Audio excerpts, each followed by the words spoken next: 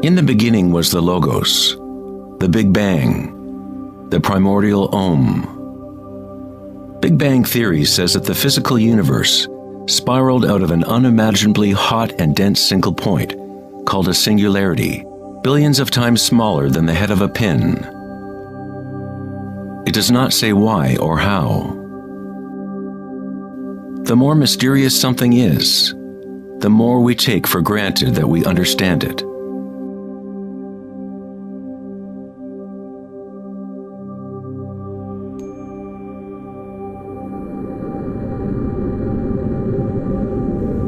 It was thought that eventually gravity would either slow the expansion or contract the universe in a big crunch. However, images from the Hubble Space Telescope show that the universe's expansion seems to be actually accelerating, expanding faster and faster as it grows out of the Big Bang. Somehow, there is more mass in the universe than physics predicted. To account for the missing mass, physicists now say that the universe consists of only 4% atomic matter, or what we consider normal matter. 23% of the universe is dark matter, and 73% is dark energy, what we previously thought of as empty space. It is like an invisible nervous system that runs throughout the universe, connecting all things.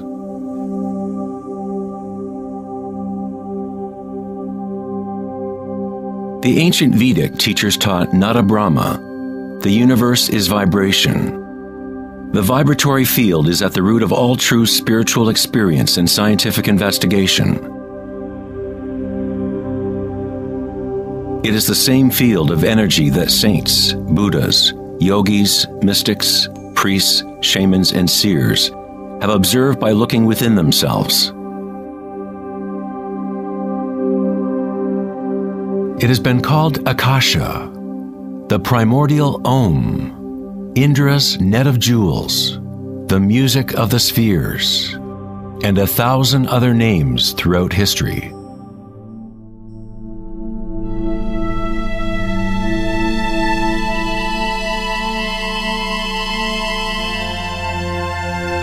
It is the common root of all religions.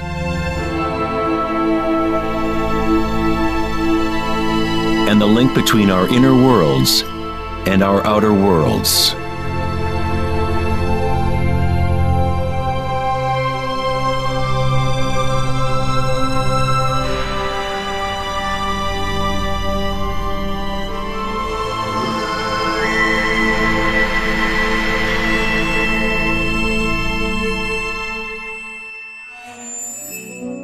In Mahayana Buddhism in the 3rd century, they described a cosmology not unlike the most advanced physics of modern day.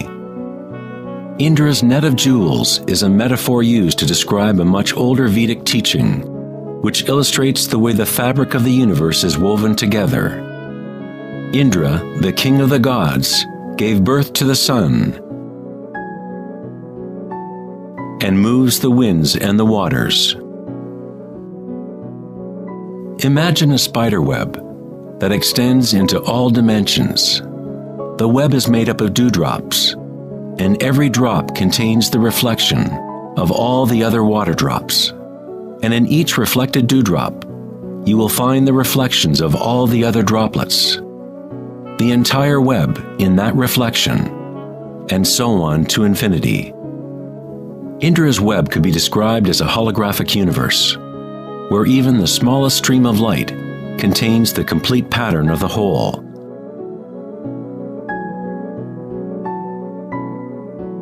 The Serbian-American scientist Nikola Tesla is sometimes referred to as the man who invented the 20th century.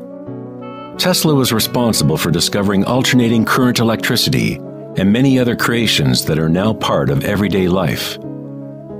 Because of his interest in the ancient Vedic traditions, Tesla was in a unique position to understand science through both an Eastern and Western model. Like all great scientists, Tesla looked deeply into the mysteries of the outer world, but he also looked deeply within himself. Like the ancient yogis, Tesla used the term akasha to describe the etheric field that extends throughout all things. Tesla studied with Swami Vivekananda, a yogi who brought the ancient teachings of India to the West. In the Vedic teachings, akasha is space itself, the space that the other elements fill, which exists simultaneously with vibration. The two are inseparable. Akasha is yin to prana's yang.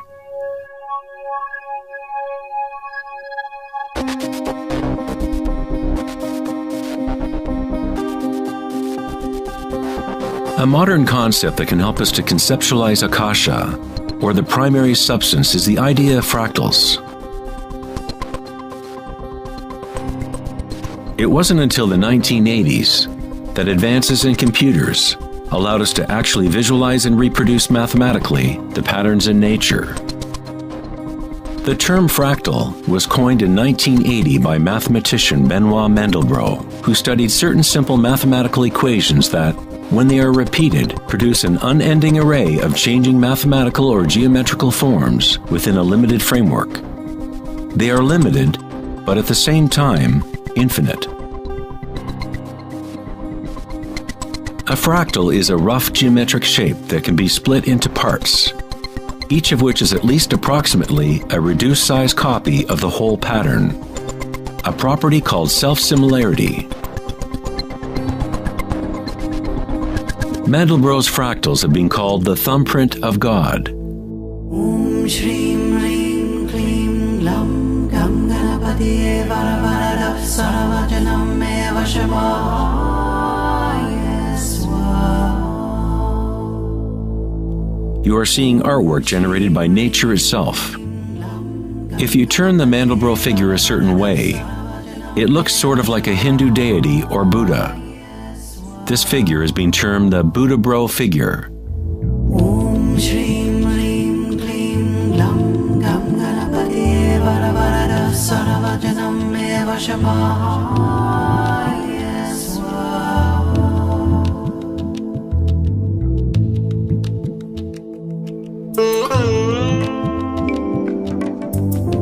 If you look at some forms of ancient art and architecture, you will see that humans have long associated beauty and the sacred with fractal patterns.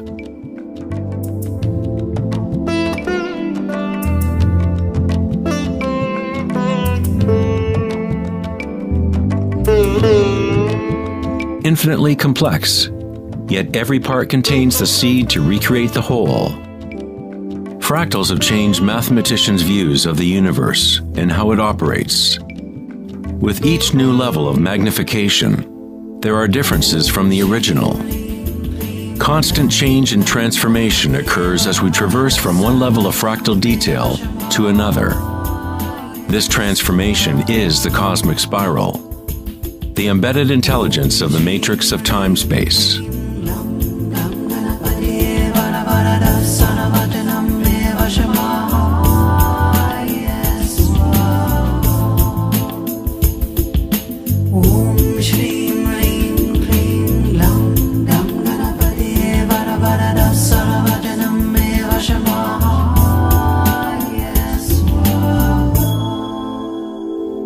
Fractals are inherently chaotic, full of noise and order.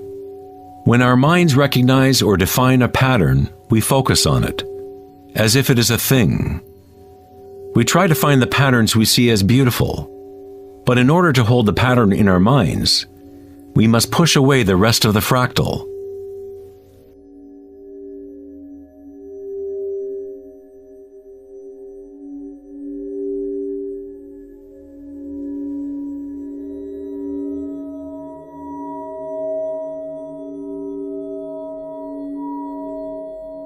To comprehend a fractal with the senses is to limit its movement.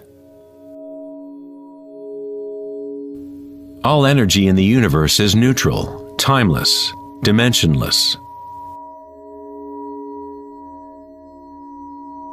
Our own creativity and capacity for pattern recognition is the link between the microcosm and macrocosm, the timeless world of waves and the solid world of things. Observation is an act of creation through limitations inherent in thinking. We are creating the illusion of solidity, of things by labeling, by naming. The philosopher Kierkegaard said, "If you name me, you negate me." By giving me a name, a label, you negate all of the other things I could possibly be. You lock the particle into being a thing by pinning it down, naming it. But at the same time, you are creating it, defining it to exist. Creativity is our highest nature. With the creation of things comes time, which is what creates the illusion of solidity.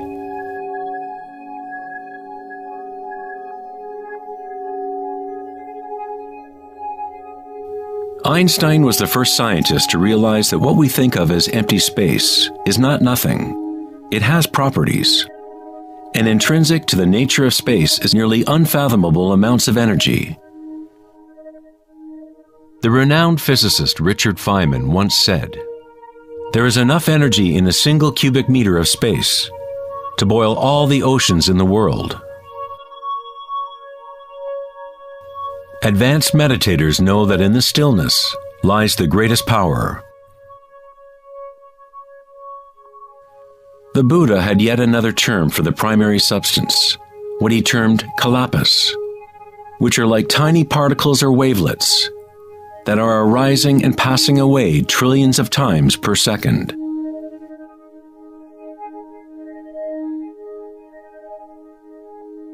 Reality is, in this sense, like a series of frames in a holographic film camera, moving quickly so as to create the illusion of continuity. When consciousness becomes perfectly still, the illusion is understood, because it is consciousness itself that drives the illusion.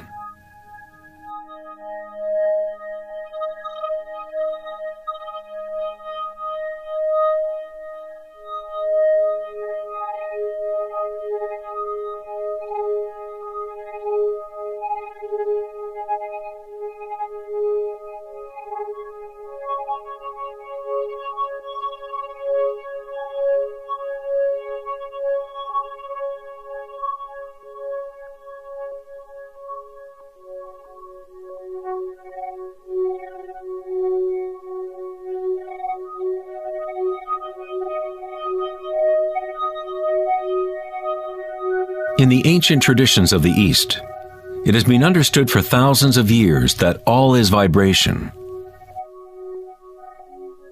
Nada Brahma, the universe is sound. The word nada means sound or vibration, and Brahma is the name for God. Brahma simultaneously is the universe and is the creator. The artist and the art are inseparable. In the Upanishads, one of the oldest human records from ancient India, it is said, Brahma the creator, sitting on a lotus, opens his eyes, and a world comes into being. Brahma closes his eyes, and a world goes out of being. Ancient mystics, yogis, and seers have maintained that there is a field at the root level of consciousness. The Akashic field, or the Akashic records, where all information, all experience, past, present, and future, exists now and always. It is this field or matrix from which all things arise, from subatomic particles to galaxies, stars, planets, and all life.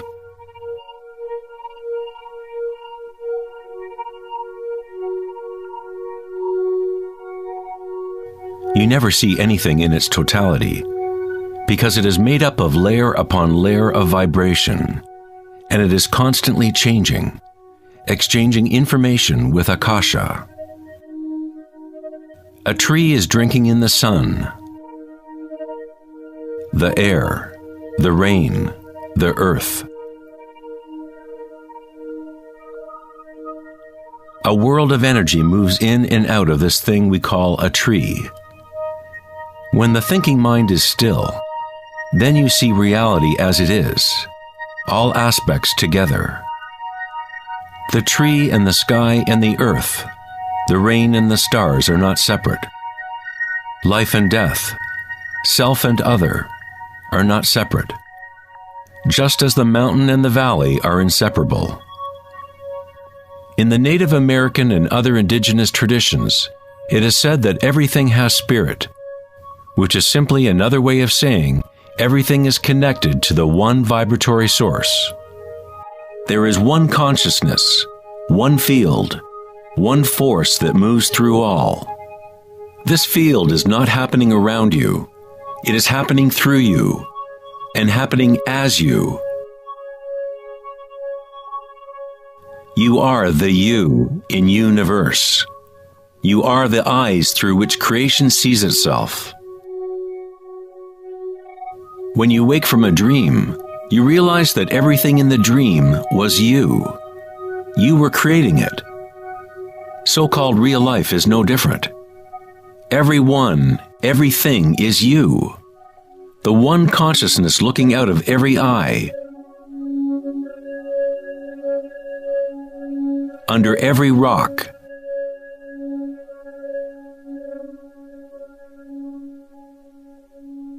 Within every particle.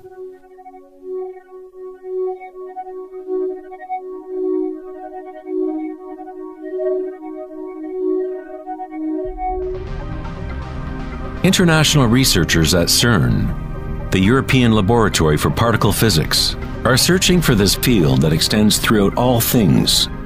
But instead of looking within, they look to the outer physical world. Researchers at the CERN laboratory in Geneva, Switzerland, announced that they had found the Higgs boson, or the God particle. The Higgs boson experiments prove scientifically that an invisible energy field fills the vacuum of space. CERN's Large Hadron Collider consists of a ring 17 miles in circumference, in which two beams of particles race in opposite directions, converging and smashing together at nearly the speed of light. Scientists observe what comes out of the violent collisions.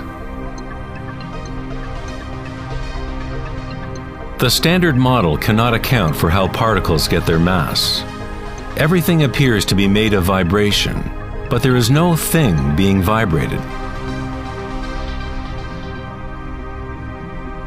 It is as if there has been an invisible dancer, a shadow, dancing hidden in the ballet of the universe. All the other dancers have always danced around this hidden dancer. We have observed the choreography of the dance, but until now we could not see that dancer.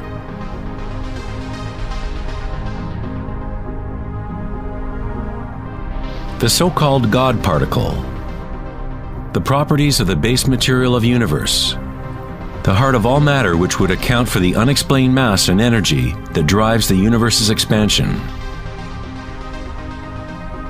But far from explaining the nature of the universe, the discovery of the Higgs boson simply presents an even greater mystery, revealing a universe that is more mysterious than we ever imagined. Science is approaching the threshold between consciousness and matter. The eye with which we look at the primordial field and the eye with which the field looks at us are one and the same.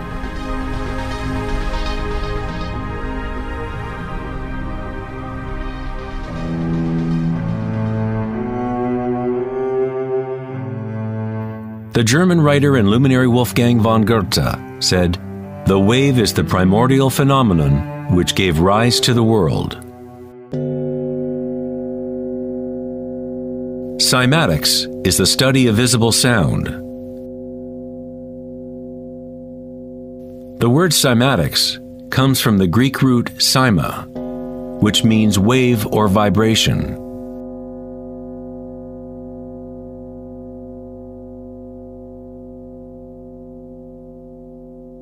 One of the first Western scientists to seriously study wave phenomena was Ernst Chladni a German musician and physicist who lived in the 18th century. Chladni discovered that when he spread sand on metal plates and then vibrated the plates with a violin bow, the sand arranged itself into patterns.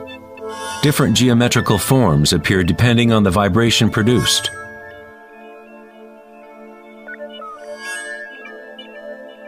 Chladni recorded an entire catalog of these shapes, and they are referred to as Chladni figures.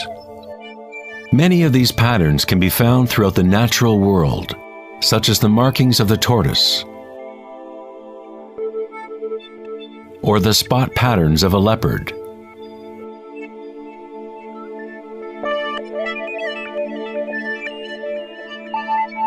Studying Chladni patterns or cymatic patterns is one secret way in which high-end guitar, violin, and other instrument makers determine the sound qualities of the instruments they make.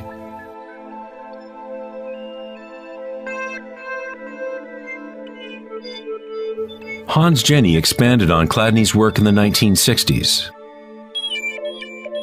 Using various fluids and electronic amplification to generate sound frequencies, and coined the term cymatics.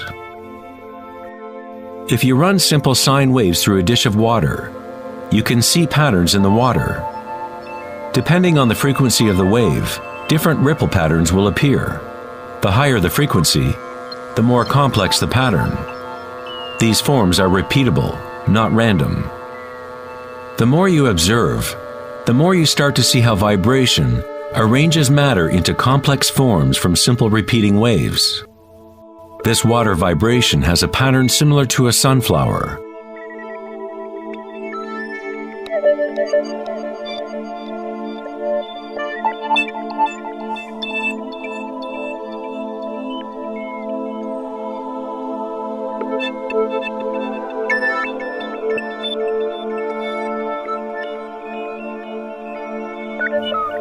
Simply by changing the sound frequency, we get a different pattern.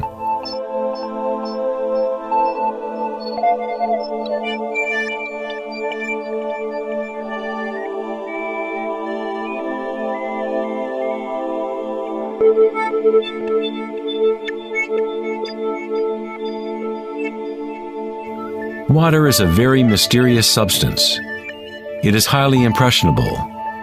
That is, it can receive and hold on to vibration. Because of its high resonance capacity and sensitivity, and an inner readiness to resonate, the water responds instantaneously to all types of sonic waves. Vibrating water and earth make up the majority of mass in plants and animals. It is easy to observe how simple vibrations in water can create recognizable natural patterns. But as we add solids and increase the amplitude, things get even more interesting. Adding cornstarch to water, we get more complex phenomena.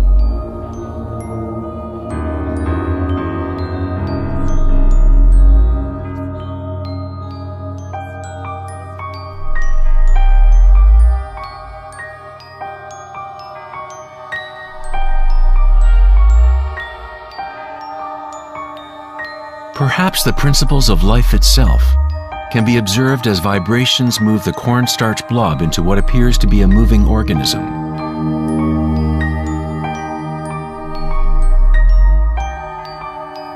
The animating principle of the universe is described in every major religion, using words that reflect the understanding of that time in history. In the language of the Incas, the largest empire in pre-Columbian America, the word for human body is Alpa Camasca, which means literally, animated earth. In Kabbalah, or Jewish mysticism, they talk about the divine name of God, the name that cannot be spoken. It cannot be spoken because it is a vibration that is everywhere. It is all words, all matter. Everything is the sacred word. The tetrahedron is the simplest shape that can exist in 3 dimensions. Something must have at least 4 points to have physical reality. The triangle structure is nature's only self-stabilizing pattern. In the Old Testament, the word tetragrammaton was often used to represent a certain manifestation of God. It was used when talking about the Word of God, or the special name of God, Logos or primordial Word.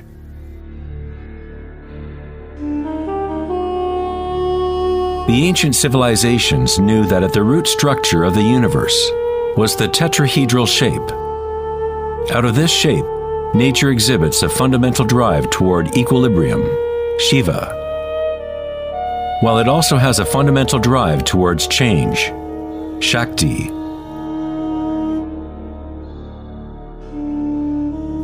In the Bible, the Gospel of John usually reads, "In the beginning was the Word," but in the original text, the term used was logos.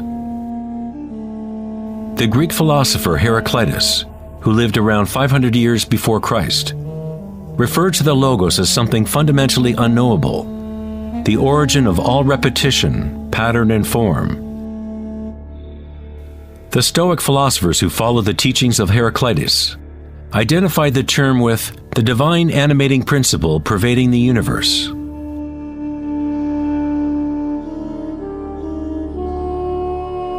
In Sufism, the Logos is everywhere and in all things. It is that out of which the unmanifest becomes manifest.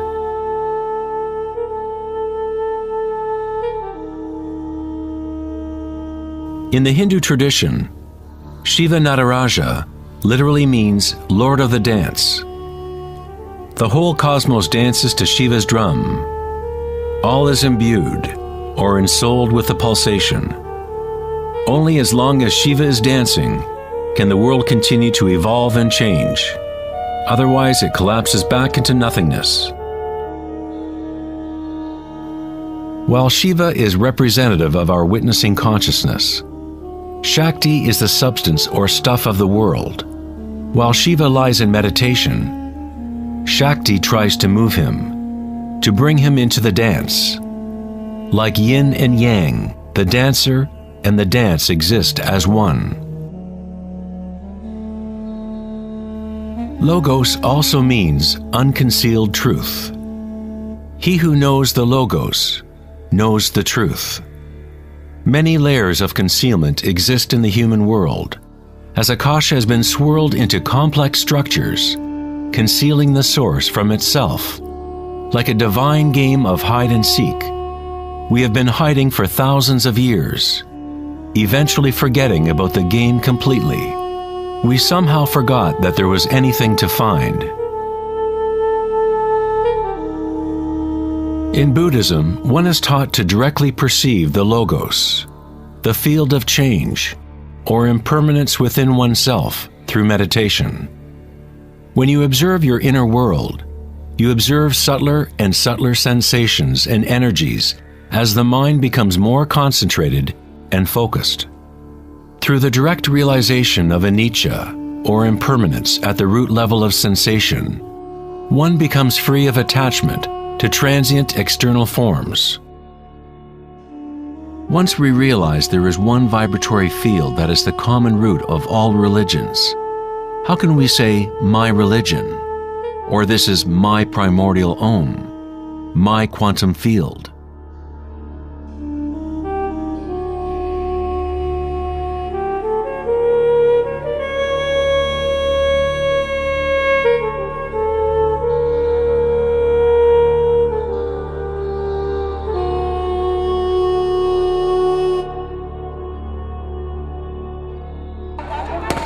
The true crisis in our world is not social, political, or economic.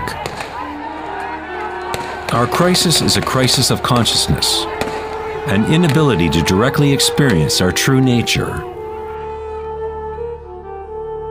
an inability to recognize this nature in everyone and in all things.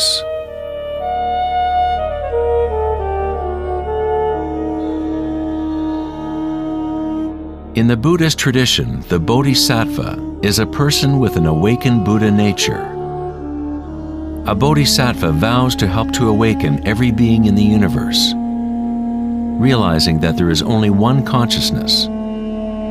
To awaken one's true self, one must awaken all beings,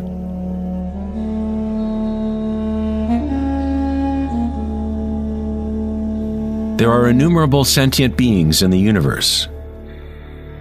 I vow to help them all to awaken. My imperfections are inexhaustible. I vow to overcome them all. The Dharma is unknowable. I vow to know it. The way of awakening is unattainable. I vow to attain it.